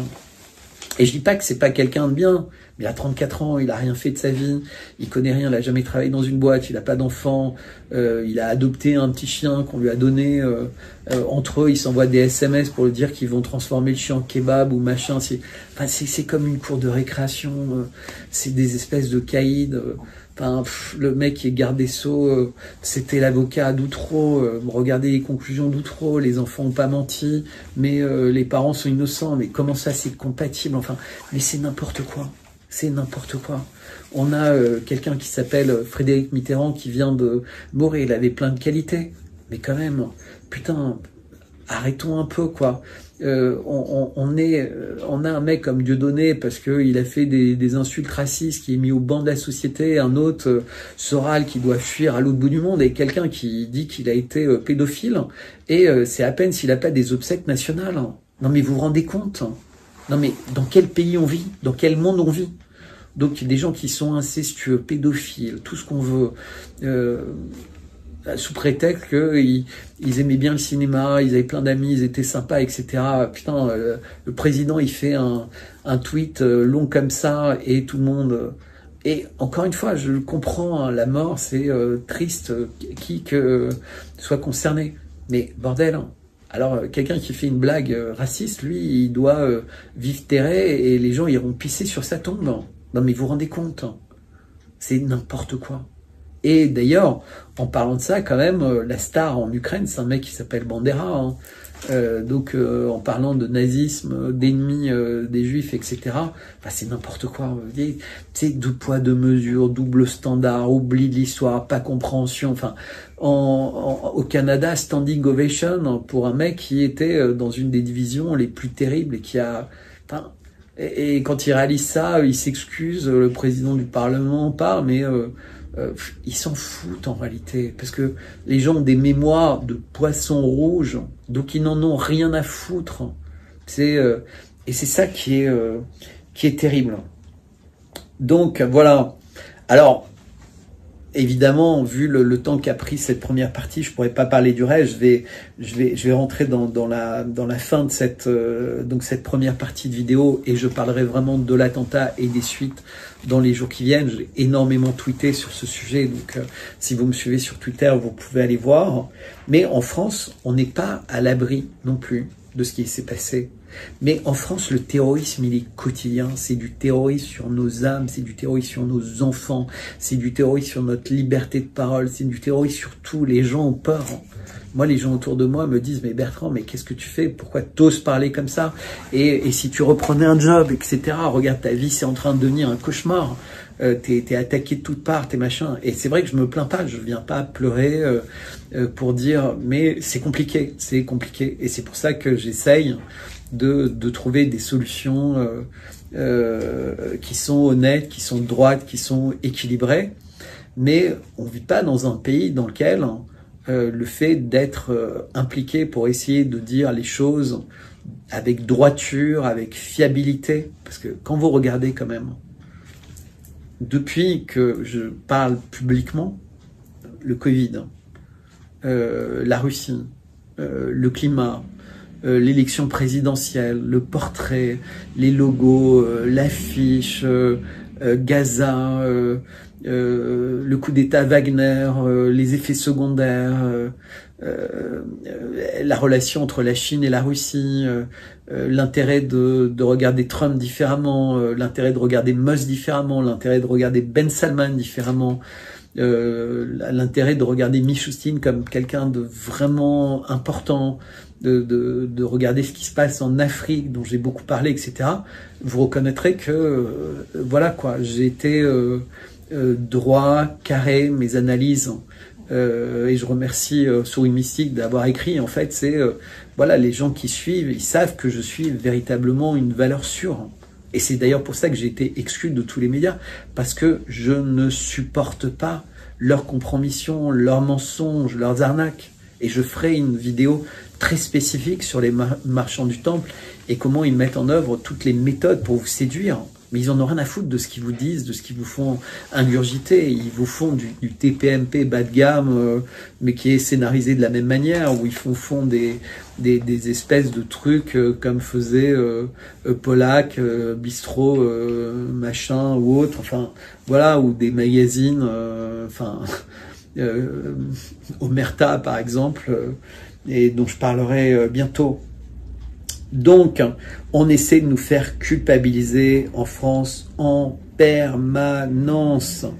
On n'en fait pas assez pour le climat, on n'en fait pas assez pour l'Ukraine, on prend pas assez de douches froides, on n'en fait pas assez contre l'antisémitisme, on n'en fait pas assez pour l'avortement, on n'en fait pas assez pour l'euthanasie, on n'en fait pas assez pour les trans, on n'en fait pas assez pour le suicide assisté, on n'en fait pas assez pour l'intelligence artificielle, mais on n'en fait pas assez non plus pour la lutte contre la haine, pour la sûreté, pour la sécurité. En fait, bref, on veut supprimer toutes les libertés, on veut supprimer tous les écarts, sauf pour les gens, évidemment, qui nous dirigent. Et on réussirait à oublier les Khazars. Pouf, disparu de l'histoire. Les biolabs, Nord Stream, Notre-Dame, Butcha, Hiroshima, la Lune. Et Hiroshima, quand même, hein, c'est les Américains qui étaient les invités d'honneur. La Lune, JFK, Sankara, Mandela, l'apartheid, les fermes d'organes en Afrique du Sud, Charlie Hebdo, les tours jumelles, le 7 octobre, avec le dossier mur de Jéricho dont je parlais tout à l'heure, Omar Mathieu, Ben Laden, les casques blancs en Syrie, Kadhafi, les couveuses au Koweït, Saddam Hussein, Bachar et les armes chimiques, enfin tout ça qui s'avérait évidemment la Yougoslavie, Milosevic. Enfin, vous vous rendez compte à quel point on nous a menti en permanence sur tous les sujets, et après, une fois que vous voulez connaître la vérité, il y avait tellement d'autres sujets plus terribles qu'en fait tout ça a été mis sous le tapis et que vous avez même oublié l'existence de ces choses-là. Et donc, comment mettre de l'ordre au milieu de tout ça? Eh bien, pour moi, mettre de l'ordre, c'est simple. C'est de revenir tout le temps à des choses simples, petit un à la fois. Agir avec droiture, avec fiabilité et croire, pas croire. Pour moi, c'est vraiment savoir que Dieu existe. Donc, beaucoup de modestie, beaucoup d'humilité. Mais après, il faut se simplifier les choses. C'est-à-dire que si vous dites que Poutine, vous commencez à y croire, bah vous y croyez vraiment. Pas tous les jours, vous vous mettez à douter de lui et à dire non mais c'est lui qui serait peut-être responsable des attentats à Moscou. Pareil avec Trump, pareil avec machin. Ayez confiance dans les personnes auxquelles vous avez instinctivement le sentiment que vous pouvez avoir conscience. Alors c'est difficile d'avoir instinctivement quelque chose parce que les médias, ils vous bassinent tellement avec quelque chose de totalement obsédé et inversé pendant des années. Ils ont une obsession de dire que Trump est pas bon, une obsession de dire que Musk est pas bon, qu'à la fin, évidemment, ça rentre. Et évidemment, souvent, les gens auxquels vous faites confiance, si tant est que vous me faites confiance, ils sont dans Conspiracy Watch, ils sont pas aimés par les autres grands médias, évidemment, et petits médias. Et voilà, et donc ils sont diffamés, ils sont bafoués, et surtout par, évidemment, les journalistes résistants qui ont peur d'être dénoncés dans leurs arnaques et dans leurs exactions. Puisque pour résoudre leurs ambitions, ils sont prêts à toutes les compromissions. Voilà, idem, les grands médias qui sont à la botte d'actionnaires milliardaires, d'annonceurs milliardaires et qui appartiennent à des grands groupes, tous ces gens sont complices, syndicats, journalistes, aides de l'État, mais aussi les licences pour pouvoir émettre, c'est quand même pas n'importe quoi, et des procès, et des amendes, des sanctions. Mais voilà, le 22 mars, tous les masques sont entièrement tombés. Et croyez-moi, le 22 mars, tous les masques sont tombés. Et ce sera le sujet de la suite de cette vidéo. J'espère que vous allez être nombreux à avoir apprécié cette première partie. Et la suite, c'est quand les masques tombent. Et là, je peux vous dire que ça va être une vidéo qui va vous passionner. On va parler ensemble des Khazars, on va parler ensemble des marchands du temple, on va parler ensemble de tous les choses complètement fascinantes qui se passent en ce moment en France et dans différents pays et sur lesquels il faut être très vigilant. Mais ne vous inquiétez pas. Petit 1, vous êtes des grains de sable. Petit 2, pensez au pouvoir des flammes, pensez au pouvoir des bougies. Et là, j'ai mis évidemment autour de moi des tableaux qui sont importants. Vous voyez, l'apprentissage, le vrai apprentissage au sein d'une famille. le pardon, le don de soi, le travail, en fait, toutes ces choses-là sont extraordinairement importantes et peuvent être une source d'optimisme. En tout cas, je vous remercie. Pensez à vous abonner à mon Substack, pensez à partager cette vidéo, pensez à en parler et surtout, si vous voulez, contactez-moi pour du miel, extraordinaire miel. Je vous assure, vous ne serez pas déçus. Formidable. Voilà, à bientôt.